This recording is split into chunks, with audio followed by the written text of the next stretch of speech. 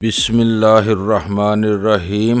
گمنام ہیرو کے معزز ناظرین، السلام علیکم۔ آئیے چلتے ہیں کہانی کی طرف۔ کسی نازک موڑ پر کیا ہوا، اس کا ایک غلط فیصلہ تمہارے لیے عذاب بن جائے گا۔ اس کی بات درست تھی۔ اس وقت ویرا کی ذہنی صلاحیتوں پر اندھا اعتماد نہیں کیا جا سکتا تھا۔ وہ ہمیں ایسی جگہ مروا سکتی تھی جہاں سے فرار کی کوئی بھی راہ نہ ملتی۔ میں سوچ میں پڑ گیا، اور شاید اس وقت میں بھی ذہنی انتشار کا شکار ہو چلا تھا، کیونکہ ویرا کی ذہنی کیفیت کا بذات خود مشاہدہ اور تجربہ کرنے کے باوجود میں نے اس کے منصوبے کو منو ان تسلیم کر لیا تھا، جبکہ سلطان شاہ نے محض میری کہانی سن کر دور رس نتائج اخذ کر لیے تھے جن سے فرار کسی طرح ممکن نہیں تھا۔ پھر تم کیا چاہتے ہو؟ میں نے پوچھا۔ مہم تمہیں اپنے ہاتھ میں رکھنا چاہیے۔ تم نے اس بار بابی کا سراغ کھو دیا تو شاید طویل مدت تک کفِ افسوس ہی ملتے رہو گے۔ تمہاری باتوں سے میں نے اندازہ لگایا ہے کہ ویرا بحران میں گر کر اس وقت ایک عام سی ناقص العقل عورت ہو کر رہ گئی ہے۔ اس کا شوگر کوئن والا دبدبہ رخصت ہو گیا ہے، مگر میں بھٹکے بغیر براہ راست جیکب کے مکان پر نہیں پہنچ سکتا۔ میں جہاں بھی پتہ دریافت کروں گا وہیں کسی نہ کسی کی نگاہوں میں آ جاؤں گا۔ یہ کوئی مسئلہ نہیں۔ وہ میری بات کاٹتے ہوئے بولا، تم ویرا کے ساتھ جاؤ، میں دوسری کار میں پیچھے رہ کر تم دونوں کی حفاظت اور نگرانی کروں گا۔ راستہ وہ بتائے گی، فیصلے تم خود کرو گے۔ میں خفت امیز انداز میں بے اختیار ہنس پڑا۔ کس قدر سادہ اور سہل الحل موجود تھا سارے مسائل کا حل، مگر میں اس گنجلک صورتحال میں اس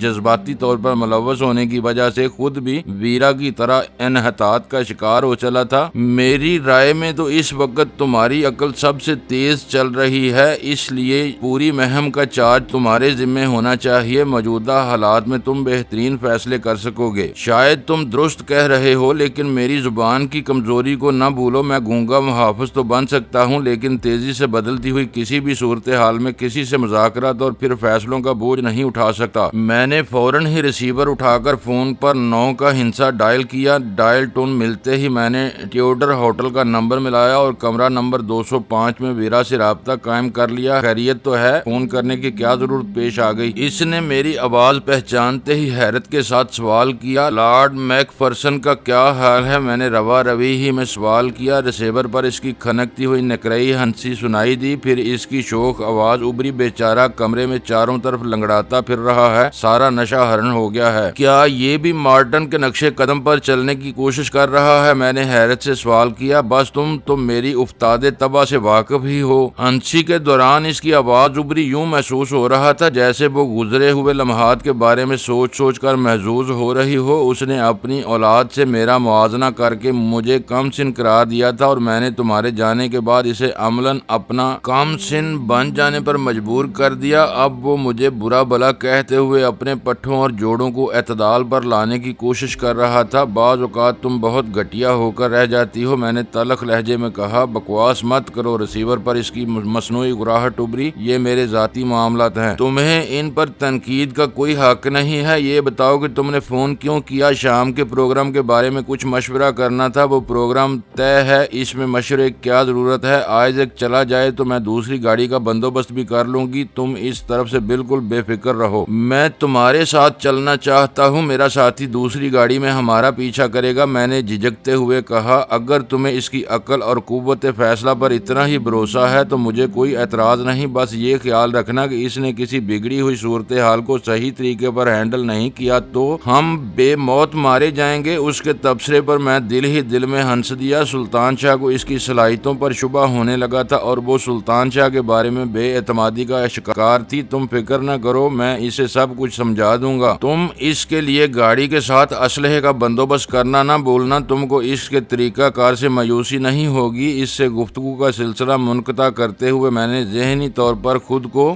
بہت ہلکا پھلکا محسوس کر رہا تھا۔ سلطان شاہ کے لیے بھی یہ بات تسلی بخش ثابت ہوئی کہ ویرا نے بلا حیل و حجت اس کی تجویز مان لی تھی۔ سلطان شاہ سیر سے واپسی پر میکڈونلڈ شاپ سے کچھ کھا پی کر اپنی آتش شکم سیر کر آیا تھا، لہٰذا میں نے اسے تیاری کے لیے اس کے کمرے میں بھیج دیا۔ اپنے غسل خانے میں نہاتے ہوئے میں اس کی معصومانہ خوشیوں کے بارے میں سوچتا رہا۔ وہ جدید دور میں رہنے والا ایک دلیر لیکن سادہ لو انسان تھا، جو وسائل کی کمی کی وجہ سے خود کو کبھی اس سطح پر نہ لا سکا جہاں گھر بیٹھے انسان دنیا جہان کی معلومات سے بہرہ ور ہو سکتا ہے، اور اس کی یہی بے خبری اس کی زندگی میں اچانک چھوٹی چھوٹی بہتری خوشیاں بکھیر دیتی تھی۔ جب کوئی انجان چیز یا کوئی نیا تجربہ سامنے آتا تو وہ یوں کھل اٹھتا تھا جیسے وہ سب بس اس کی دریافت ہو۔ وہ شہر اس کے لیے نیا تھا، اس لیے دن کے اجالے میں بھی اس نے وہاں اپنا دل بہلانے کے بہت سے لوازمات دریافت کر لیے تھے۔ ویسے بھی وہاں دن کی بہت سی تفریحات تھیں اور کچھ نہیں تو 2 منزلہ لال بسوں کی اوپری منزل سے شہر کے مصروف بازاروں اور مشہور مقامات کی سیر ہی ایک بھرپور تفریح تھی۔ لیکن جو لوگ اس شہر کی نبضوں سے واقف تھے وہ جانتے تھے کہ دھندل کا پھیلتے ہی یہ شہر تیزی کے ساتھ اپنی کینچلی بدلتا تھا اور اس کا روشنیوں میں نہایا ہوا پراسرار سا روپ ہر اعتبار سے رنگین اور دلکش ہوتا تھا۔ اس کے شہر میں ڈوب کر شاید ہی آرزو پیدا ہوتی ہوگی کہ کاش اس شہر میں اجالا کبھی طلوع نہ ہوتا، کہ رات کا حسن اور نکھار سدا بہار رہے۔ ایسے شب بیداروں کے لیے نہ صرف لندن کے سیاحتی کتابچوں میں مخصوص اصلاحات رائج تھیں بلکہ قدرت نے بھی انہیں اس اعتبار سے شرف قبولیت بخشا ہوا تھا کہ سال کے 365 دنوں میں خال ہی سورج اس شہر پر فیاضی کے ساتھ چمکتا تھا، ورنہ ہر وقت ہی نیلے آسمان کی بے کراں وسعتوں میں سرمئی اور سیاہ بدلیوں کے پرے لہراتے پھرتے تھے اور جب چاہتے کہیں بھی برسنے لگتے۔ اس موسم سے وہاں کے رہنے والے بیزار نظر آتے تھے، لیکن سیاحوں کے لیے وہی بدلیاں نت نئی تفریحات کی محرک بن جاتی تھیں۔ اس وقت میرے سامنے غزالہ کی بازیابی کا اہم مشن موجود تھا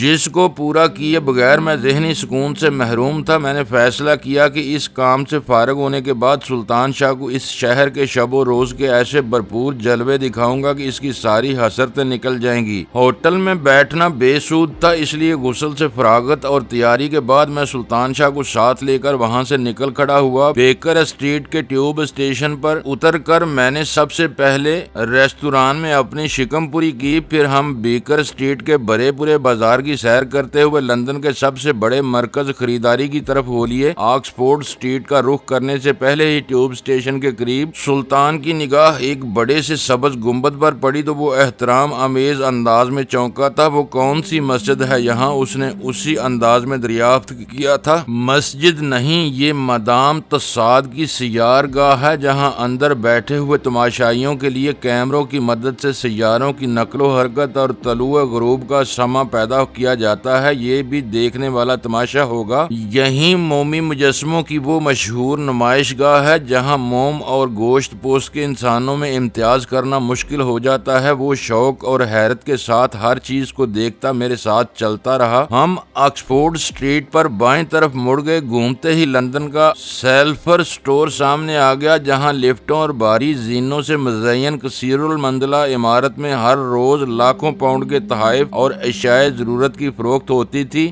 جو شاید ہیرڈز کے بعد لندن کا سب سے بڑا ڈپارٹمنٹل اسٹور تھا۔ اندر جا کر سلطان شاہ کی آنکھیں کھلی کی کھلی رہ گئیں۔ یہ تو خواب سا لگتا ہے۔ یہاں آ کر اندازہ ہوتا ہے کہ کراچی کے ڈپارٹمنٹل اسٹور تو اس کے مقابلے میں عشر عشیر بھی نہیں ہے۔ ان کا تصور بھی یہیں سے لیا گیا ہے۔ سامان اور خریداروں کے ہجوم میں گھومتے ہوئے میں نے کہا، یہاں لوگ اس نظام کے عادی ہیں، ہمارے یہاں وقت لگے گا، یہاں چوری چکاری بھی بہت ہوتی ہوگی۔ اس نے باہر سے تھیلوں کے ساتھ لدے پندے آنے والے خریداروں کا جائزہ لیتے ہوئے پرخیال لہجے میں کہا، خفیہ کیمروں، محافظوں اور اسٹور کے اپنے تنخواہ دار جاسوسوں کی مستعدی کے باوجود چوریاں ہوتی ہیں، مگر ان وارداتوں کی وجہ سے کاروبار کے اس طریقے کو ترک نہیں کیا گیا۔ ان سب سے اب بھی بھاری منافع حاصل ہوتا ہے۔ یہ کہہ کر میں اسے ان سٹورز کے بارے میں اپنی کتابی معلومات سے آگاہ کرنے لگا۔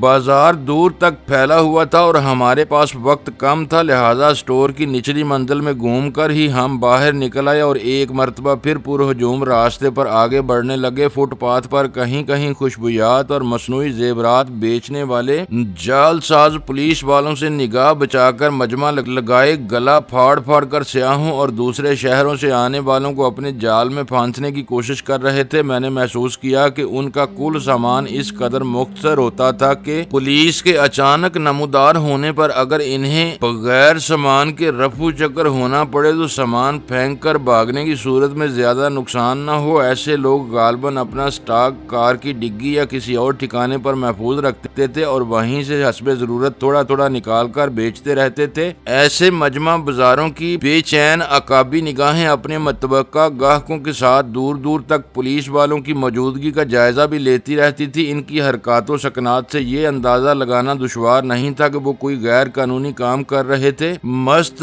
خرامی کے انداز میں بازار کی سیر کرتے اور آپس میں تبصرے کرتے ہم آکسفورڈ اسٹریٹ کے چیرنگ کراس سے ملنے والے اس چوراہے پر پہنچے جہاں سے اس سڑک کا نام نیو آکسفورڈ اسٹریٹ ہو جاتا تھا، تو اچانک سلطان شاہ ٹھٹک کر رک گیا۔ دلیپ کمار، اس کے ہونٹوں سے سرسراتی تحیر زدہ آواز سن کر میں نے سامنے دیکھا تو 3 پیس سوٹ میں ملبوس سامنے سے وہ وجیح اور بلند قامت اداکار اکیلا چلا آ رہا تھا جس کا نام ایک زمانے میں اردو فلم بینوں کے لیے طلسم سے کم نہیں تھا۔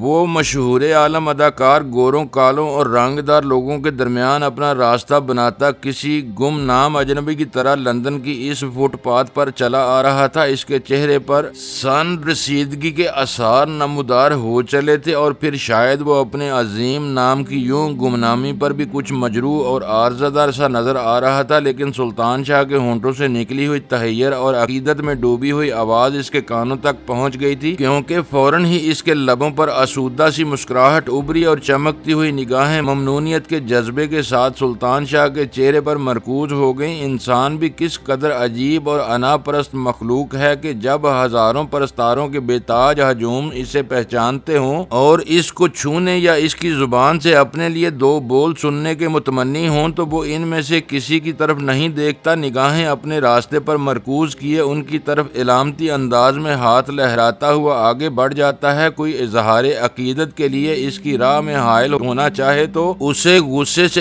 ایک طرف دھکیل دیتا ہے، لیکن وہی انسان زندگی کے سفر میں دھیمے دھیمے آگے بڑھتے ہوئے مقبولیت کی بلندیوں کو چھو کر جب نیو آکسفورڈ اسٹریٹ کی فٹ پاتھ پر جیسے مقام سے گزرتا ہے جہاں کوئی والہانہ انداز میں اس کا استقبال نہیں کرتا، تو وہاں ایک آدمی کی 2 شناسا نگاہیں اور 2 الفاظ اس کی انا کے زخموں پر مرہم کا کام کرتے ہیں اور وہ اپنے اس انجان شدائی کے لیے اپنے دل کی گہرائیوں سے احسان مندی کا جذبہ امڑتا محسوس کرتا ہے۔ ہیلو، دلیپ کمار نے قریب آ کر اپنی مخصوص دھیمی آواز میں سلطان شاہ سے کہا۔ آپ کس دیش سے آئے ہیں؟ لہجہ صاف ستھرا اور الفاظ موتیوں کی طرح ایک دوسرے سے الگ مگر تکلم کی تحسین لڑی میں پروئے ہوئے تھے۔ پاکستان سے سلطان شاہ کی آواز فرت مسرت سے مغلوب تھی۔ فلموں کا وہ دیوانہ کبھی سوچ بھی نہیں سکتا تھا کہ اس کا ایک من پسند عظیم فنکار کبھی دو بدو اس سے ہم کلام ہوگا۔ واقعی وہ پاک استھان ہے۔ دلیپ کمار کا بدن ایک طرف قدرے جھکا ہوا تھا اور چہرے کی غیر سے محسوس لکیروں میں سنجیدگی کی لہر اترتی محسوس ہو رہی تھی۔ مجھے خوشی ہے کہ وہاں رہنے والے مجھے اب بھی یاد کرتے ہیں۔ مجھے خوشی ہوتی اگر اس ملاقات کی ابتدا ہیلو کی بجائے سلام سے ہوتی۔ یوسف خان، میں نے اس کا اصل نام یاد کرتے ہوئے زبان کھولی۔ اس کے لبوں پر نرم سی مسکراہٹ تیر گئی اور وہ پیشانی پر جھولتے ہوئے بالوں کو پیچھے سمیٹتے ہوئے آہستگی کے ساتھ بولا، ضرور ہوتی اگر مجھے تم دونوں کا مذہب معلوم ہوتا۔ ہیلو ہر جگہ چل جاتا ہے مگر تم جانتے ہو کہ ہندو سلام سے اور مسلمان نمستے سے چڑھتے ہیں۔ اداکار فرض سب کو خوش رکھنا ہوتا ہے۔ سلطان شاہ کی خواہش تھی کہ وہ کسی قریبی ریستوران میں اس کے ساتھ کچھ یادگار لمحے گزار سکے، مگر دلیپ کمار اجلت میں تھا۔ اس نے بڑی فنکارانہ چابک دستی کے ساتھ ایک آدھا افتتاحی فقرے میں ملاقات ختم کر ڈالی اور ہم ایک دوسرے کی مخالف سمتوں میں چل دیے۔ بازار کا دورہ ختم ہو چکا تھا، لہذا ہم نے قریبی زیر زمین اسٹیشن سے ٹیوب پکڑی اور ویرا کے ہوٹل کی طرف روانہ ہو گئے جہاں سے ہمیں غزالہ کی تلاش کی مہم پر سرے کے لیے روانہ ہونا تھا۔ ہوٹل کے استقبالیہ کاؤنٹر سے اجازت ملنے پر ہم دونوں اوپر پہنچے تو ویرا نے سلطان شاہ کا خاصی گرم جوشی کے ساتھ استقبال کیا کیونکہ وہ ان دونوں کی پہلی باقاعدہ ملاقات تھی۔ ان دونوں کا ایک دوسرے سے سامنا تو کئی بار ہو چکا تھا لیکن روبرو باقاعدہ تعارف کی نوبت کبھی نہیں آئی تھی۔ سفر اور لندن میں قیام کے بارے میں سلطان شاہ کے تاثرات معلوم کرنے کے بعد اس وقت ویرا بہت حیران ہوئی جب اس کی پیشکش کے جواب میں سلطان شاہ نے کسی بھی نشے سے انکار کیا۔ حیرت ہے کہ اس کے بغیر بھی تم بے خوفی کا مظاہرہ کر سکتے ہو، وہ حیرت کے ساتھ بولی۔ نشے میں بہادری کا اظہار خودکشی بن جاتا ہے، میں تو سگریٹ کو بھی ہاتھ نہیں لگاتا۔ سلطان شاہ نے کن اکھیوں سے ویرا کے حسین سراپا کا جائزہ لیتے ہوئے کہا، میری طرف نگاہیں بھر کر بھی دیکھو گے تو میں برا نہیں مانوں گی۔ ویرا نے اپنی ذات میں اس کے اشتیاق کو بھانپتے ہوئے بے باکانہ لہجے میں چوٹ کی اور سلطان شاہ کا چہرہ ندامت سے سرخ ہو گیا۔ میں تمہیں تو نہیں دیکھ رہا تھا، مرد ہو کر شرما رہے ہو، وہ جاندارانہ قہقہ لگا کر بولی، تم مشرقیوں کی جو عجیب و غریب ادائیں تو مار ڈالتی ہیں۔ بس میں نے جلدی سے دخل اندازی کرتے ہوئے کہا، اسے تو معاف ہی رکھو، یہ تمہاری ذات کے شہر میں پھنسنے والوں میں سے نہیں ہے۔ تم فی الحال تو آئزک پر ہی اپنی توجہ مرکوز رکھو۔ میرے اس تکاہل پر وہ تل ملا کر رہ گئی، لیکن سلطان شاہ کے کچھ پلے نہ پڑ سکا، کیونکہ میں نے اسے فون پر ویرا سے ہونے والی پوری گفتگو سے آگاہ نہیں کیا تھا۔ اندھیرا پھیل گیا ہے، روانگی کا کیا بندوبست ہے؟ میں نے ویرا کے زبان کھولنے سے پہلے ہی موضوع تبدیل کر دیا۔ چلو، اس نے تنک کر اپنی جگہ چھوڑ دی، میں بس 2 منٹ لوں گی۔ اس نے ڈریسنگ ٹیبل کے سامنے جا کر ہونٹوں پر لپسٹک کی ہلکی سی تہ جمائی، لباس کی شکن درست کی اور وینٹی بیگ میں کچھ الٹ پلٹ کرنے بعد نکاسی کے دروازے کی طرف بولی، سلطان شاہ کے لیے ہتھیار کہاں ہے؟ میں نے پوچھا۔ اوہ، میں تو بھول ہی گئی تھی کہ یہ بیچارہ نہتا ہے۔ وہ چبھتے ہوئے لہجے میں چوٹ کر ہی گئی، پھر جلدی سے بولی، باہر نکلو، گاڑی میں یقیناً کچھ نہ کچھ موجود ہوگا۔ ہوٹل کی عمارت سے نکلنے کے بعد ہم ویرا کی رہنمائی میں چند گلیوں سے گزرتے ہوئے ایک بند گراج کے سامنے پہنچ گئے۔ بند دروازے سے باہر سرمئی رنگ کی ایک کار پارک کی ہوئی تھی۔ ویرا نے وینٹی بیگ میں سے چابیاں نکال کر گراج کا مقفل دروازہ کھول کر اندر روشنی کی تو وہاں بھی ایک سیاہ کار پارک کی ہوئی تھی اور فرش پر رنگ میں لگی ہوئی ایک چابی پڑی ہوئی تھی جو غالباً بند دروازے کے نیچے سے اندر ڈالی گئی تھی۔ ویرا نے فرش سے چابی اٹھا کر سلطان شاہ کی طرف بڑھا دی۔ یہ تمہاری گاڑی کی ہے؟ یہ کہتے ہوئے اس نے گراج سے باہر پارک کی ہوئی سرمئی کار کی طرف اشارہ کیا تھا۔ ڈرائیونگ سیٹ کے نیچے بڑے بور کا پستول فاضل میگزین سمیت موجود ہوگا۔ یہاں گاڑی چلاتے ہوئے ٹریفک کے قوانین اور علامات پر نگاہ رکھنا، ورنہ کسی نے روک لیا تو بچنا مشکل ہو جائے گا۔ یہاں بلا لائسنس ڈرائیونگ کا شمار سنگین جرائم میں ہوتا ہے۔ سلطان شاہ نے سرمئی کار میں ویرا کے بیان کے مطابق کی موجودگی کی تائید کی اور انجن سٹارٹ کر کے گاڑی وہاں سے ہٹا لے گیا۔ چند ثانیوں بعد گراج مکفل کر کے ہم دونوں سیاہ کار میں وہاں سے روانہ ہو گئے۔ ویرا ڈرائیونگ کر رہی تھی اور میں اس کے برابر میں بیٹھا ہوا تھا۔ سلطان شاہ ٹریفک کے ہجوم میں مناسب فاصلے سے سرمئی کار میں ہمارے پیچھے آ رہا تھا۔ تمہارا اپریٹس کہاں ہے؟ میں نے تھوڑی دیر کی خاموشی کے بعد ایک فوری خیال کے تحت سوال کیا۔ میرے پاس ہی ہے، اب تو کچھ پتہ نہیں کہ کب کون سا ٹھکانہ چھوڑنا پڑ جائے۔ وہ بولی، ذرا ایک سگریٹ تو سلگا کر، میرے لیے کافی دیر ہو گئی ہے۔ تمہارا تو چہرے پر آدھی نقاب لگا کر ڈرائیونگ کرنے کا ارادہ تھا تاکہ کہیں پہچانی نہ جا سکو۔ نقاب موجود ہے لیکن اندھیرے میں اس کا استعمال ضروری نہیں رہا، باہر سے کوئی مجھے نہ پہچان سکے گا۔ کیوں نہ داؤد کو ٹٹولا جائے؟ میں نے جلی ہوئی سگریٹ اس کی طرف بڑھاتے ہوئے تجویز پیش کی۔ تجویز معقول ہے، پتہ تو چلے کہ فرینکی کے قتل کے بعد وہ کیا سوچ رہا ہے۔ ذرا میرے وینٹی بیگ میں سے اپریٹس تو نکالو، اس کی جلاہٹ اس وقت تو قابل دید ہوگی۔ اس نے کار ایک پرسکون سڑک پر موڑتے ہوئے کہا۔ میں نے دونوں نشستوں کے درمیان رکھا ہوا اس کا وینٹی بیگ اٹھایا تو وہ غیر معمولی طور پر وزنی تھا۔ زپ کھول کر اندر ہاتھ ڈالا تو دیگر اشیاء میں ایک چھوٹا سا پستول اور وزنی اپریٹس الگ ہی محسوس ہوا۔ میں نے اپریٹس نکال کر ویرا کی ہدایت کے مطابق اس کا مائکرو اینٹینا باہر کھینچ کر پاور سپلائی سوئچ آن کیا اور اس کی ناپ گھما کر آواز اتنی بڑھا دی کہ کار میں ہلکا سا ریڈیائی شور سنائی دینے لگا۔ ویرا نے داہنے ہاتھ سے سٹیئرنگ سنبھالا، بائیں ہاتھ میں اپریٹس تھام کر انگوٹھے سے ٹرانسمیشن بٹن دباتے ہوئے وقفے سے شوگر کوئن کے حوالے سے اپنی کال داؤد کے لیے نشر کرنے لگی۔ داؤد ریسیونگ کئی بار کی کوششوں کے بعد آخر کار اپریٹس پر ریڈیائی شور میں ایک مردانہ آواز ابھری جسے میں نہ پہچان سکا کیونکہ فون اور ٹرانسمیٹر پر آوازوں میں نمایاں فرق ہوتا ہے۔ میں خود کئی بار تم سے رابطہ قائم کرنے کی کوشش کر چکا ہوں لیکن معلوم ہوتا ہے کہ تمہارا اپریٹس کل رات سے مسلسل آف پڑا ہوا ہے۔ اوور، کیا ضرورت پیش آ گئی تھی مجھ سے رابطہ قائم کرنے کی؟ اوور، ویرا نے طنزیہ لہجے میں سوال کیا۔ فرینکی کے دل میں پیوست تمہارا خنجر پہچان لیا گیا ہے، اس کو مار کر تم نے اچھا نہیں کیا۔ وہ ہمارے مایا ناز دماغوں میں شمار ہوتا تھا۔ میں تمہیں بتانا چاہتا تھا کہ تم نادانستگی میں تباہی کے راستے پر چل پڑی ہو۔ ابھی بھی وقت ہے، ایسا نہ ہو کہ ہماری صفوں میں تمہاری واپسی ہی ناممکن ہو کر رہ جائے۔ اوور، مشورے کا شکریہ، ویرا زہریلے لہجے میں بولی، اور میں یہ بتانا چاہتی ہوں کہ اپنی راہ میں حائل ہونے والے ہر شخص کو اسی طرح بے رحمی کے ساتھ ذبح کر دوں گی، لہٰذا میرا پیچھا چھوڑ دیا جائے۔ اوور، تم دھمکی دے رہی ہو؟ یہاں والے اپنے معاملات میں آزاد ہیں، وہ چاہیں تو اپنے شبہات کی تصدیق یا تردید کے لیے دن رات میری بھی نگرانی کرا سکتے ہیں۔ اوور،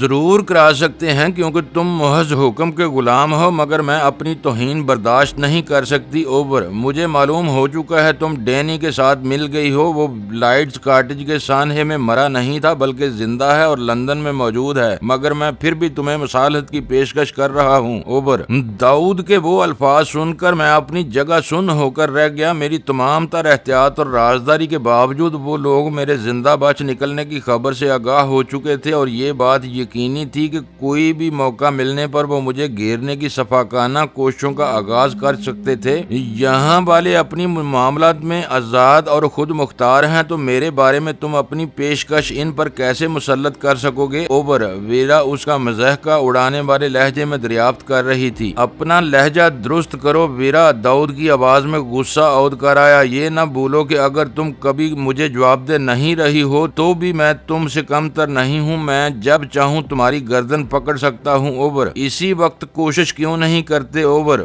ویرا کا لہجہ ہڈیاں سلگا دینے والا تھا۔ یہ نہ سمجھو کہ تم میرے آدمیوں کی آنکھوں میں دھول جھونک کر نکل گئی ہو۔ ویرا کے انداز گفتگو پر وہ میری توقع کے عین مطابق مشتعل ہو گیا تھا۔ تم ایک لمحے کے لیے بھی میری دسترس سے نہیں نکل سکی ہو۔ آج صبح ڈینی تمہارے پاس تھا، دوپہر تم نے آئزک کے ساتھ گزاری ہے اور اب شاید سرے کے کرب و جوار میں ہو۔ اسٹریٹ لیمپس کے گھٹتے بڑھتے انعکاس میں میں نے دیکھا کہ ویرا کے چہرے کا رنگ اڑ گیا تھا۔ ڈینی تمہارے ساتھ ہے اور اس کا درباری مصاحب پیچھے دوسری گاڑی میں ہے۔ آپریٹس کے ریسیور پر داؤد کی غصیلی آواز ابھر رہی تھی: میں جب چاہوں تمہیں اپنے قدموں میں جھکا سکتا ہوں۔ اوبر: چند ثانیوں کے لیے ویرا کی قوت گویائی سلب ہو کر رہ گئی اور کار میں صرف انجن کا دھیما شور یا ہلکی ریڈیائی آوازیں باقی رہ گئیں، اور اس گونج میں میرا ذہن تیزی کے ساتھ کام کر رہا تھا۔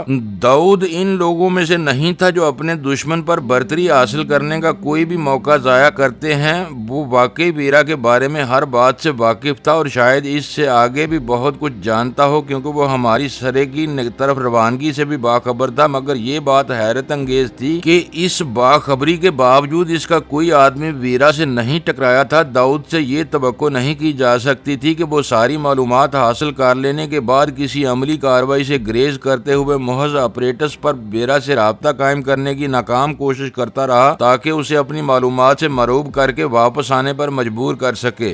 جو کچھ وہ غصے میں بتا گیا تھا، اس کے بعد تو اسے مجھ کو پوری قوت کے ساتھ پیس ڈالنے کی کوشش کرنا چاہیے تھی، لیکن وہ فرینکی جیسے اہم آدمی سے ہاتھ دھونے کے بعد بھی خاموش تھا۔ اس کا وہ رویہ میرے لیے ناقابل فہم بلکہ انتہائی غیر فطری تھا، جس کا سبب اندھیرے میں تھا۔ ٹرانسمیٹنگ بٹن چھوڑ دو ویرا، میں نے پرسکون رہنے کی کوشش کرتے ہوئے کہا۔ اس لمحے مجھے یہ خوف نہیں رہا تھا کہ میری آواز داؤد کے کانوں تک پہنچنے کا امکان بھی تھا، کیونکہ اسے ویرا کے ساتھ میری موجودگی کا علم تھا۔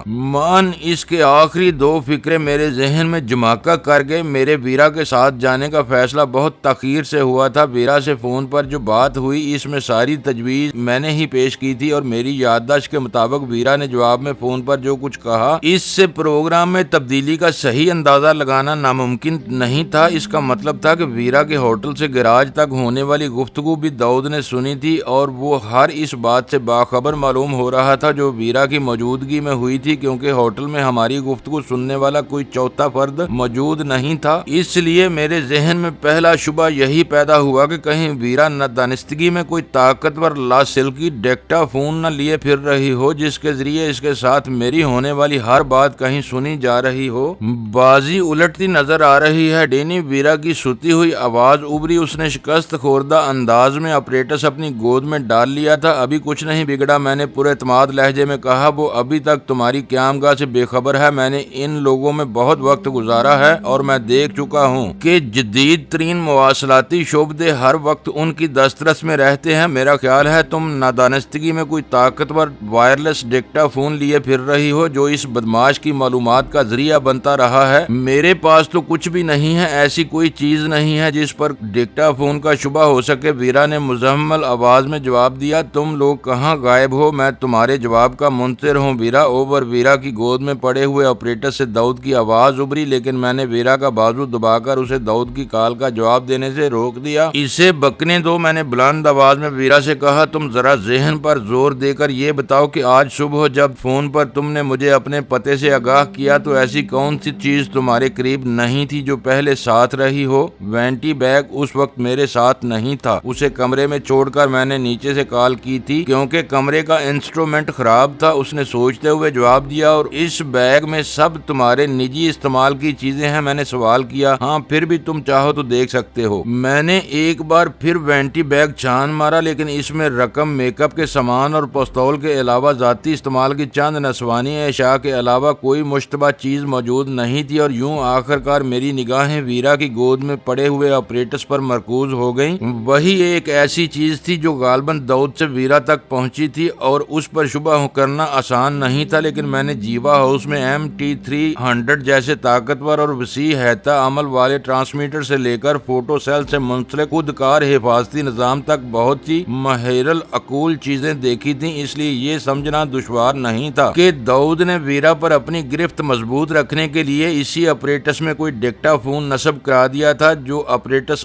آف ہونے کے باوجود کام کرتا رہتا تھا اور اس قدر حساس تھا کہ سارے مکالمات منو ان دوسرے سرے پر منتقل کر دیتا تھا. میں نے ایک اہم فیصلہ کرتے ہوئے ویرا کی گود سے اپریٹس اٹھا لیا. اپریٹس کے بارے میں اسے اپنے شبہات سے آگاہ کیے بغیر میں نے براہ راست داؤد سے بات کرنے کا فیصلہ کر لیا تھا. میرا خیال ہے کہ تم اس گاڑی میں ہونے والی تمام گفتگو لفظ بے لفظ سنتے رہے ہو, لیکن دانستہ انجان بن کر ہمیں فریب دینے کی کوشش کر رہے ہو. اوور, میں نے خشک اور درست لہجے میں کہا. یہ اچھا ہوا کہ تم نے براہ راست بات کرنے کا فیصلہ کر لیا. اپریٹس پر داؤد کی آواز ابھری. میرا خیال ہے کہ ویرا اپنی ساری چالاکی اور مکاری کے باوجود شروع سے تمہارے جال میں پھنستی چلی گئی اور اب تم اسے اس حد تک آگے لے گئے ہو کہ وہ خود تمہارے اشاروں پر ناچنے پر مجبور پاتی ہے. اوور, یہ تقریر میری بات کا جواب نہیں. اوور, مجھے تمہاری ذہانت کا اعتراف ہے ڈینی, تمہاری سانسوں کی آواز بھی مجھ سے پوشیدہ نہیں ہے. ویرا پر مجھے مارٹن کی موت کے بعد ہی سے شبہ تھا اور میں نے اسے اس طرح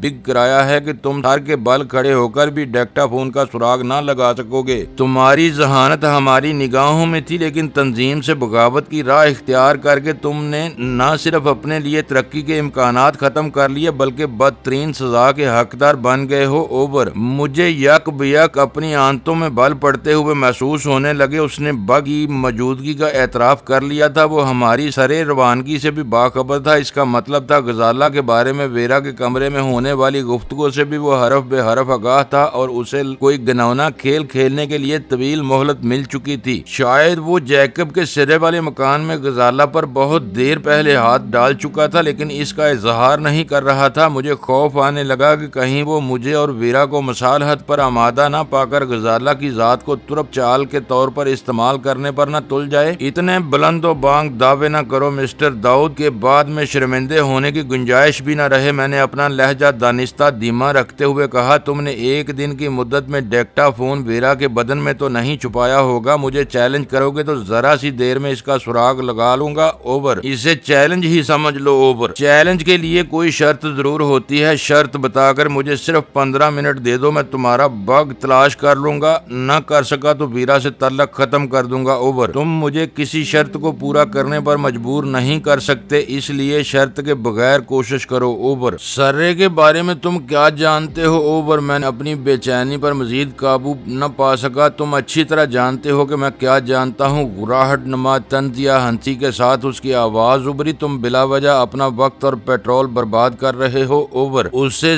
ذرا بھی نقصان پہنچا تو یہ یاد رکھنا داؤد کہ تم موت کی آرزو کرو گے لیکن تمہیں موت نہ مل سکے گی. اوور, میں نے غصے سے لرزتی ہوئی آواز میں کہا. خود کو ہمارے حوالے کر دو, بس یہی ایک صورت اسے بچا سکے گی, ورنہ اس کے ساتھ جو کچھ ہو سکتا ہے اس کے بارے میں سوچنا زیادہ مشکل کام نہیں ہے. تمہارے ساتھ ویرا بھی ہوگی. اکیلے آئے تو انجام کے بارے میں کچھ نہیں کہا جا سکتا. اوور, ویرا نے کار ڈرائیو کرتے ہوئے اپریٹس میرے ہاتھ سے چھین لیا اور برائی ہوئی آواز میں کہنے لگی. تم نے کوئی کمینگی کی تو میرے ہاتھ سے بچ نہیں سکو گے. تمہاری جسارتیں بڑھتی جا رہی ہیں. مجھے جلد از جلد تمہارا سدباب کرنا ہوگا. اوور, میری بات بہت بعد میں آئے گی ویرا بیبی. داؤد کی آواز مہکانہ تھی. ایلن بریز اپنے 6 ساتھیوں کو لے کر کھلی اجازت کے ساتھ سرے گیا ہوا ہے. اس کے مزاج سے تم اچھی طرح واقف ہو. وہ تو کھلے بندوں تمہاری ہم نشینی کے قصے بھی گاتا پھرتا ہے. مجھے بس اس کی واپسی کا انتظار ہے. وہ کسی بھی لمحے آ سکتا ہے, لیکن تم دونوں کے لیے میں وقت مقرر کر رہا ہوں. رات 10 بجے تم دونوں نہتے ہو کر ٹاور ہل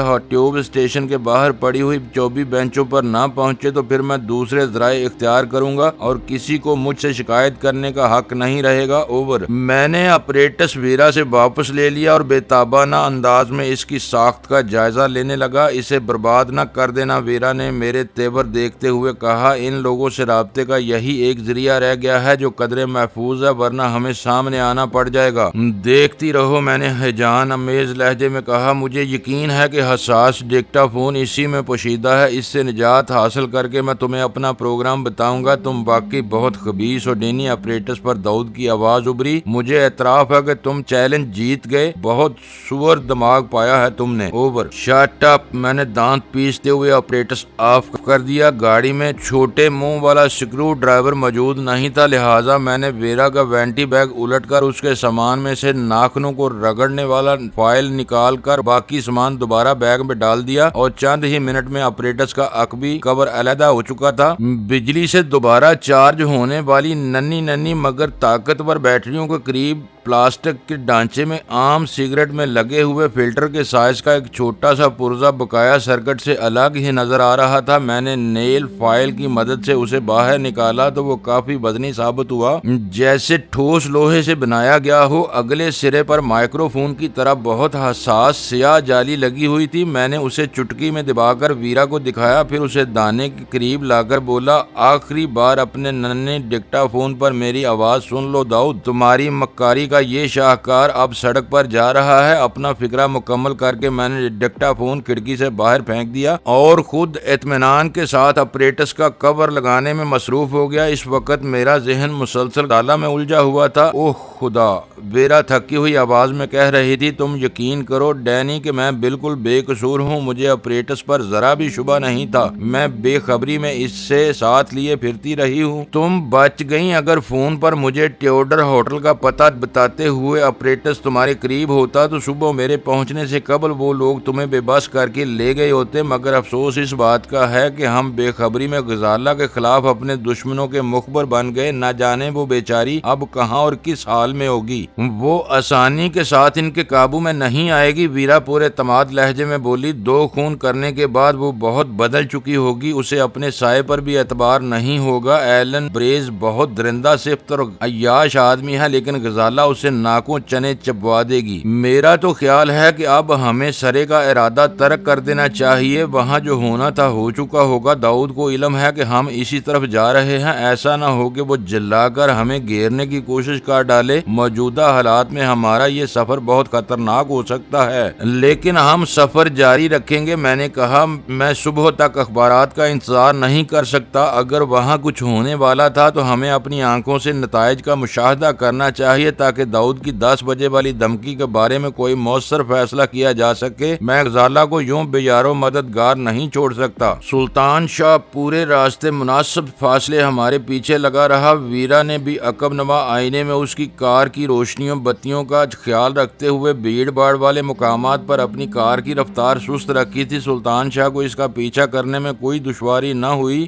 وہ اپنی جگہ ان تبدیلیوں سے قطعی بے خبر تھا جو سفر کے دوران میں رونما ہو چکی تھی، جن میں سب سے بڑا خدشہ غزالہ کی اسیری کا تھا۔ اس کے بعد داؤد کی آدمیوں سے ہمارے کسی تصادم کے امکان کی باری آتی تھی۔ اس کشادہ لیکن ویران اور تاریک سڑک کے دونوں طرف مکانات ایک دوسرے سے کافی فاصلے پر بنے ہوئے تھے۔ درمیانی جگہوں پر کہیں گھاس اور کیاریاں نظر آ رہی تھی اور کہیں سنگلاخ زمین جو اس علاقے کے قدرتی حسن کو 4 چاند لگا رہی تھی۔ مکانات سڑک سے خاصے دور ہٹ کر بنائے گئے تھے، بظاہر ایسا معلوم ہوتا تھا جیسے وہ سب کئی ایکڑ کے قطعات اراضی ہوں جن کا بیشتر حصہ خالی چھوڑ کر زمین کے تقریباً وسط میں مکانات بنائے گئے ہوں۔ بہت بڑے موڑ کی صورت میں گھومتی ہوئی اس سڑک پر تیز رفتاری کے ساتھ ہمارا سفر جاری تھا کہ اچانک پوری زمین ایک دھماکے کے ساتھ لرز اٹھی۔ دھماکے کے نتیجے میں ویرا کی کار آندھی کی زد میں آتے ہوئے کسی حقیر تنکے کی طرح یوں ڈگمگائی تھی جیسے کسی دیو پیکر افریت نے اسے جھنجھوڑ کر رکھ دیا ہو۔ اگر وہ تیزی کے ساتھ ساتھ کار کی رفتار کم نہ کرتی تو یقینی طور پر کار سڑک سے اتر کر کسی چیز سے ٹکرا کر تباہ ہو گئی ہوتی۔ نہ جانے آج کیا ہونے والا ہے۔ ویرا کار کو دوبارہ صحیح سمت میں ڈالتے ہوئے بڑبڑائی، ہم اب جیکب کے مکان کے بہت قریب آ چکے ہیں، مجھے ڈر ہے کہ یہ دھماکہ وہیں نہ ہوا ہو۔ داؤد کے آدمی مایوسی کے عالم میں کوئی بھی قدم اٹھا سکتے ہیں۔ میں نے کہا اگر یہ دھماکہ وہیں ہوا ہے تو مجھے ایک بات کی خوشی ہے کہ کھیل ابھی تک جاری ہے۔ داؤد کے آدمی غزالہ پر آسانی کے ساتھ ہاتھ نہیں ڈال سکے، لیکن اس دھماکے کے بعد وہاں کیا رہ گیا ہوگا؟ میں نے مایوسانہ لہجے میں کہا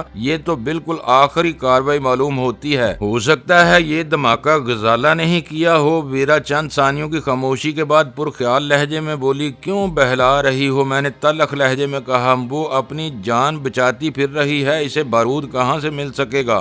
جیکب ایک زمانے میں آئرش ریپبلک آرمی کا سرگرم کارکن تھا اور بارودی اشیاء میں مہارت کی وجہ سے وہ دہشت گردی سے متعلقہ ایک شعبے کا سربراہ بھی تھا۔ ہو سکتا ہے اسی نے کوئی بندوبست کیا ہو، اسے الہام تو نہیں ہو سکتا تھا کہ بریز اپنے 6 آدمیوں کے ساتھ اس پر چڑھ دوڑے گا۔ یہ تم اس لیے کہہ رہے ہو کہ تفصیلات سے بے خبر ہو؟ میں نے کہا بتا دیا تھا کہ غزالہ کے بارے میں کوئی غفلت یا کوتاہی ہی برداشت نہیں کروں گی۔ ہو سکتا ہے کہ کاؤنٹی کے واقعے کے بعد جیکب نے صورتحال کو سنگینی کو بانپ کر سرے میں غزالہ کو اس طرح مسلح کیا ہو کہ وہ ہر حال میں اپنا دفاع کر سکے۔ تمہاری باتیں میرے لیے ناقابل فہم ہیں، اس وقت شاید تمہارا ذہن کام نہیں کر رہا۔ وہ نرم لہجے میں بولی ذرا سا غور کرو تو یہ بات سمجھ میں آ سکتی ہے کہ ایک بے بس لڑکی پر چڑھائی کرنے والے 7 سورماؤں نے زورے بازو کے علاوہ صرف اپنے خود کار اسلحے پر ہی اعتماد کیا ہوگا، کیونکہ ان کی مہم بہت معمولی تھی، انہیں بارود کے ڈھیر اور بم ساتھ لانے کی کوئی ضرورت نہیں تھی۔ خیر یہ کچھ بھی ہو ابھی سامنے آ جائے گا، میں نے دھڑکتے ہوئے دل کے ساتھ کہا۔ وہ مکان اب کتنی دور رہ گیا ہے؟ بس اگلے موڑ کے بعد نظر آنے لگے گا۔ اور چند منٹ کے بوجھل اور اعصاب شکن سکوت کے بعد آخر کار ویرا کے حلق سے تحیر امیز آواز آزاد ہو گئی، کیونکہ موڑ گھومنے کے بعد دور بائیں طرف فضا میں غبار اور دھوئیں کے بادلوں میں شعلے بھڑکتے ہوئے نظر آ رہے تھے۔ یہی جیکب کا مکان ہو سکتا ہے، ویرا اضطراری لہجے میں بولی۔ میرے خدا،